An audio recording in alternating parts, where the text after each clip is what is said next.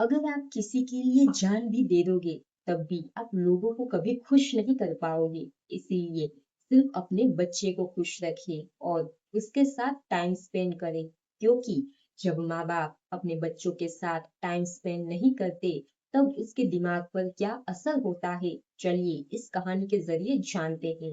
रीमा भी एक ऐसी लड़की थी जो हर किसी को खुश रखना चाहती थी, फिर वो दोस्त हो या फिर रिश्तेदार। वो हर किसी के लिए अपनी खुशी और आराम छोड़ देती थी। अगर किसी को मदद चाहिए होती तो सबसे पहले रीमा ही खड़ी मिलती थी। लोग उसकी तारीफ जरूर करते थे, लेकिन वो धीरे धीरे खुद को खोती जा रही थी। एक दिन उसकी जिंदगी में एक नया मोड़ आया, जब वो माँ बनी और जब उसने पहली बार अपने बच्चे को गोद में लिया।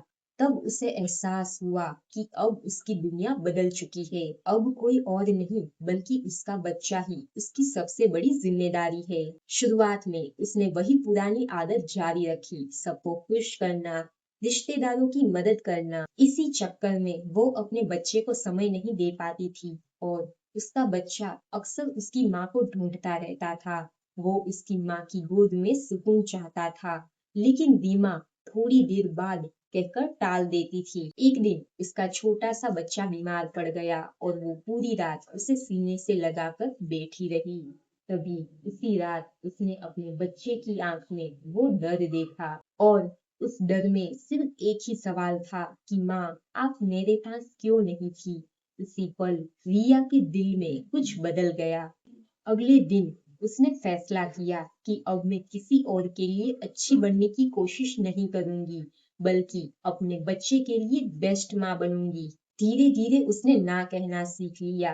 अब वह हर जगह जाने की बजाय अपने बच्चे के साथ समय बिताने लगी, क्योंकि उसे समझ आ गया था कि दुनिया कभी पूरी तरह से खुश नहीं होगी और उसका बच्चा ही उसकी दुनिया है। समय बीता, उसका बच्चा बड़ा होने लगा, लेकिन उसके बीच का रिश्ता और भी मजबूत हो गया।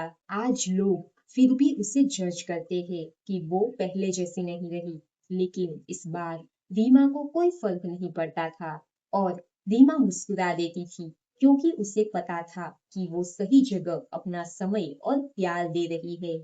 इस कहानी से हमें सीख मिलती है कि हर किसी के लिए बेहतर बनने के बजाय अपने बच्चे के लिए बेस्ट माँ बने।